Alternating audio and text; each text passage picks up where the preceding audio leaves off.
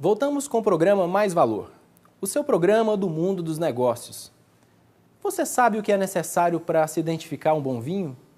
Pois é, para saber um pouco mais sobre o universo dos vinhos, nós fomos consultar um enosommelier. Confira.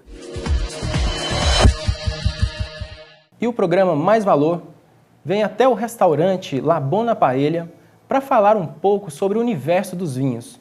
Esse restaurante conceituado, muito conceituado na nossa região, e quem nos recebe hoje é o nosso enosommelier, o Anderson de Jesus.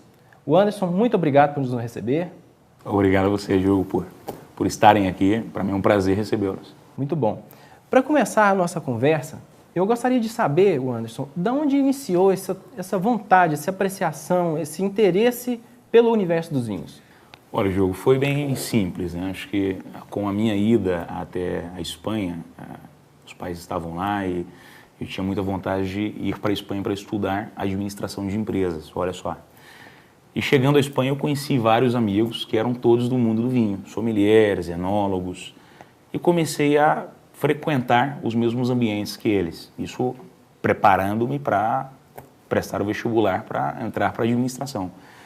E nessa brincadeira toda, coisa de vai e vem, prova vinho daqui, prova vinho dali, eu fui descobrindo que o mundo do vinho é algo assim apaixonante. Então foi algo mágico, né? Foi natural.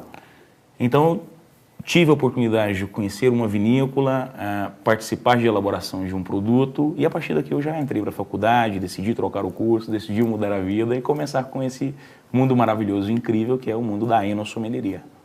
Qual a diferença entre sommelier, enólogo e enófilo? O enólogo é o elaborador, tá? Então, assim, o enólogo é a parte técnica, tá, Diogo?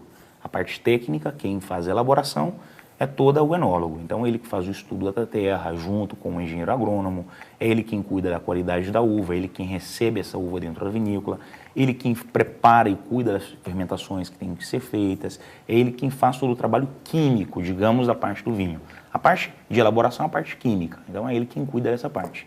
O sommelier é a parte da degustação, né?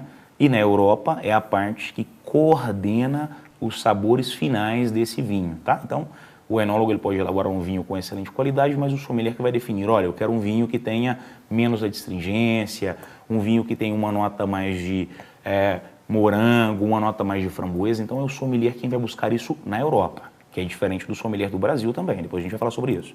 E o enófilo na verdade, é um apaixonado por vinho também, né? Eu sempre falo que tem algumas diferenças, né? Porém, nós temos um objetivo comum, que é, nesse caso, o vinho, a paixão pelo vinho. Então, acho que a diferença básica é essa. O enófilo é o entendido, né, digamos. Então, podemos dizer que o enófilo é o que aprecia, o enólogo é o que elabora e o sommelier é o que dá a nota? Vamos deixar por aí, acho que sim, acho que poderia ser, né? O sommelier ele degusta, ele vai avaliar, mas deveria ser de um ponto realmente mais técnico, né? Talvez o enófilo seja quem realmente desfrute desse momento de só degustar, sem preocupar com se eu vou dar uma nota, se eu não vou dar. Então, acho que sim. O que um vinho precisa para ser considerado bom? Primeira regra para a gente falar sobre vinho bom e não bom. Depende do seu gosto e do meu gosto. Então, assim, primeira regra, né? Então, assim, se você gosta de um vinho mais adstringente, que aperte mais na boca, o seu gosto é um, do outro é outro. Então, assim, quando a gente fala fator qualitativo, a parte técnica, a parte sommelier ou enóloga, vai classificar o quê? Se o vinho tem algum defeito ou não. Agora, considerar um vinho se ele é bom ou deixa de ser bom, é mais um critério pessoal. Então, até mesmo aí que entra aquela questão da avaliação, dar nota e tal. A nota que eu for dar em um vinho é a nota minha pessoal, não é a minha nota que vai definir que aquele vinho tem 100 pontos que o Diogo vai amar. Então, na verdade, esse é o segredo. O segredo é o vinho que você mais goste. Nós temos, de acordo com a pesquisa de mercado feita por um grupo, aqui em Goiás, as pessoas, nós encontramos várias pessoas que curtem, né, gostam daquele vinho docinho. É o danado do vinho suave. Vinho suave. Uhum. Explica para nós um pouquinho o que é o universo desse vinho suave, o que esse vinho traz na questão da degustação para as pessoas. Quando a gente fala sobre vinho, em geral, doce, né, no caso suave, seco, a gente tem simplesmente ter duas coisas importantes. Quando a gente fala sobre benefícios do vinho tinto, em especial, vamos falar sobre que são os vinhos mais comuns, suaves, que nós podemos encontrar no mercado, a gente fala sobre fator qualitativo para a vida, ou seja, resveratrol, bom para o coração, circulação, antocianos, né, que é a matéria colorante do vinho, bom para a pele, antioxidante, enfim. Todos esses benefícios do vinho são mais bem encontrados no vinho seco, tá? Por quê? Porque o vinho suave, ele passa por uma transformação onde a gente faz uma adição de açúcar na maioria dos casos. Há poucos casos, né, onde a gente faz uma parada de fermentação. É onde nós chamamos de vinho encorpado? Não, o vinho encorpado a gente fala sobre um vinho que some álcool, adstringência, nesse caso os taninos, e some a matéria colorante, né? Então isso daí é o que a gente chama de vinho encorpado, quando a gente coloca na boca e sente que o vinho passe com um peso maior, que ele permaneça na nossa boca por mais tempo. Certo. Na verdade é isso. Então o vinho suave ele tem essa questão, tá? Então assim, o princípio é o vinho de entrada para que nós comecemos a realmente conhecer sobre vinhos. Até porque as pessoas normalmente começam com vinho seco e falam, eu não gostei, e tal. Então acho que o vinho suave é um abre-portas. Seria um abre-portas. Seria um abre-portas. Eu não vou mentir, eu também comecei pelo vinho suave. Hoje eu aprecio muitos vinhos secos. E para falar de vinho seco, de qualidade, o Anderson, ele foi o criador de um vinho muito, muito gostoso, muito complexo no seu aroma, na sua forma de degustar. O Anderson, fala um pouquinho pra gente do R2, daquele vinho que você produz na Espanha. Com o maior prazer eu vou até apresentar o R2, né? Logo depois a gente vai passar para a degustação dele, mas só para explicar eu vou mostrar, né? Vamos lá. Como eu disse, quando eu comecei, assim que eu cheguei na Espanha, que eu comecei a buscar meios de como entrar para a faculdade de administração, foi lá que eu encontrei alguns amigos e tive a oportunidade, como eu já mencionei antes, tá? Então, nessa oportunidade, eu fui até a vinícola Ferrer e Catassus, em Barcelona, tá? Ali em Vilafranca del Penedès.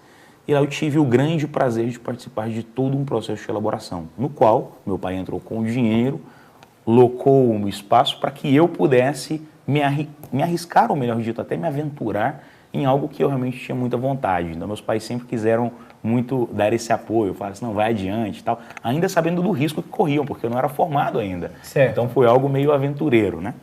Então o R2 ele primeiro veio dessa aventura, dessa vontade de criar alguma coisa, vontade de elaborar um vinho, tá? O processo de elaboração é simples, Diogo, é igual a um processo de elaboração de outros vinhos. A gente simplesmente tem que cuidar da uva, fazer uma seleção de uva realmente madura, tá? Então eu tive a sorte que essa safra de 2003 foi um ano espetacular, a uva realmente madurou o que tinha que ser madurado, fizemos a colheita, mandamos para dentro da tolva de recepção, é um local onde a gente faz a separação da uva e de toda a matéria extra, né? Folhagem, talo, tudo isso aí, e a gente começou todo o processo de elaboração. Bom, como você disse, foi um projeto experimental. Quando você iniciou a fabricação lá na Espanha, qual a região, Anderson? Vilafranca del Penedès, a denominação de origem é Penedès, e está em Barcelona. Ok. Mas desse projeto inicial, o vinho parece que virou um sucesso, principalmente para os apreciadores aqui no Brasil. É um vinho bastante indicado. Bom, Anderson, você poderia nos dar o prazer de degustarmos esse vinho? Com certeza, sem problema algum. Vamos. Ademais, é a parte que eu mais gosto. R2, na verdade, o nome do meu vinho, em realidade, é Rural, tá? Então, muitas pessoas, sobretudo o departamento de marketing na Espanha, falaram assim, Anderson, você não pode colocar Rural, cara. Rural não vai pegar bem, no Brasil Rural é roceiro. Eu falei assim, pois é, justamente por isso que eu quis colocar Rural, né? Então, eles decidiram não colocar Rural, falaram assim, não, coloca o Rural mais discreto, então já que você faz tanta questão, o vinho é seu, não tem problema. Então, vamos colocar outro rótulo, vamos colocar outra coisa que chame mais atenção. E o que que era?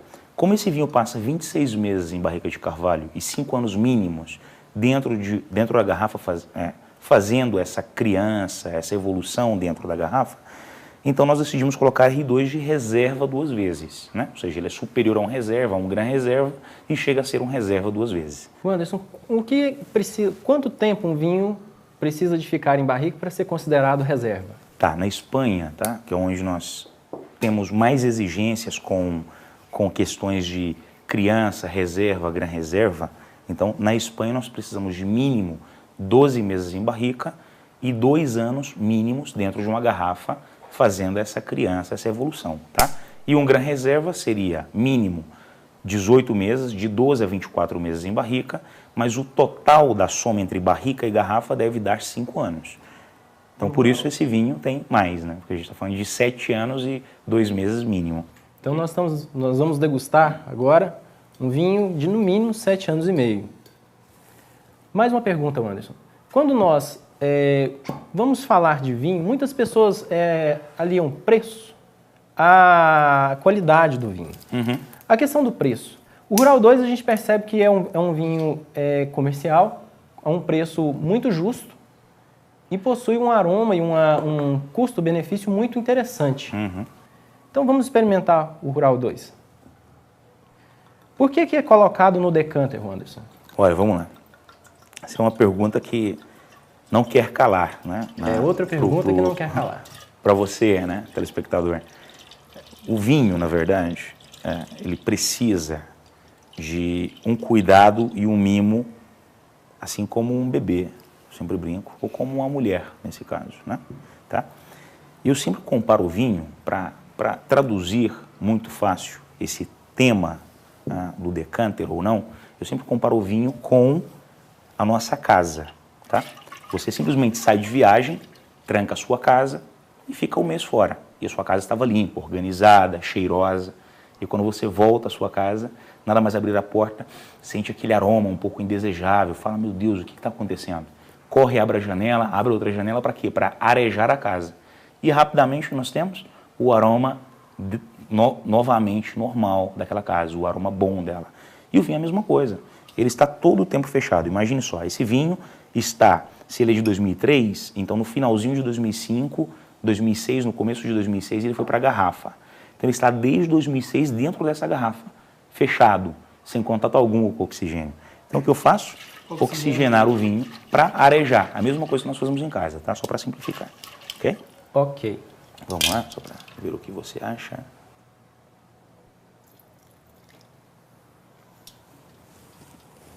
O programa Mais Valor traz para você o que agrega realmente o valor. Qual é o diferencial desse vinho? É um vinho feito por um brasileiro na Espanha, na região de Penedès. Esse brasileiro, filho de um espanhol, ele vai para a Espanha uma vez por ano para fazer o corte da uva.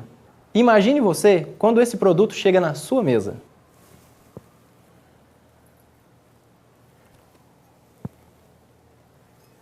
Muito bom. Anderson, eu percebo que o vinho continua com aquela mesma elegância e me remete à infância. É engraçado, ele quando colocou o nome no vinho de rural, ele não imaginava que o vinho pudesse remeter aquele cheiro de terra molhada, né? Aquele aroma de terra molhada. Quais são as uvas que você utilizou nessa produção? Nós utilizamos Cabernet Sauvignon, Merlot e Tempranillo, tá? Então justamente foi para buscar esse, talvez não pudesse chegar para a gente, buscar essa elegância e sutileza que esse vinho pode proporcionar para a gente, né? Esse aroma terra molhada é justamente devido ao carinho, ao mimo que nós tivemos desde a barrica até agora. Então, quando a gente fala sobre esse aroma maravilhoso que nos leva até a infância, que eu fico feliz de escutar falando que te leva até a infância, é algo assim espetacular. A gente tem aqui uma nota de ameixa seca, uma nota muito elegante da madeira, sem ser agressiva, e logo depois na boca essa elegância, esse passo como um gentleman, né? Eu sempre brinco que o vinho passa na boca da gente como um gentleman. Anderson, e quem quiser conhecer essa maravilha, puder degustar assim como eu, do prazer de experimentar esse vinho gostoso, esse vinho elegante, quais lugares aqui na nossa região que nós podemos encontrar o R2? Olha, aí já entramos na melhor parte, né? Graças a Deus nós temos muitos parceiros aqui em Goiânia, tá? Então, assim, são pessoas que acreditaram no nosso projeto, pessoas que estão entrando cada dia mais. A parte do restaurante La Bona Paella, que é a casa, né, do R2, digamos de alguma maneira, nós temos vários outros lugares como Bife Bistrô, Piquiras, Casa Ouro, Bistrô Sofia, My Winery. Então, nós estamos falando de restaurante Adoro, Armazém do Churrasqueiro, casas que trabalham muito bem, tá, aqui em Goiânia. Então, eu sempre diria a mesma coisa. Tem a lista de clientes, fica, na verdade, com os nossos representantes comerciais. Então, assim, até perdoe se eu não citei seu nome aqui, tá? Então, assim, todos os bons e melhores restaurantes e estabelecimentos de Goiânia trabalham com os nossos vinhos, e em especial o R2, que é o mimo da casa. Anderson, mais uma vez, muito obrigado por ter recebido a equipe do programa Mais Valor aqui no restaurante La Bona Paella. E muito obrigado também por esse mimo que é o R2. Obrigado a vocês. Para você que fica em casa, saúde. Saúde.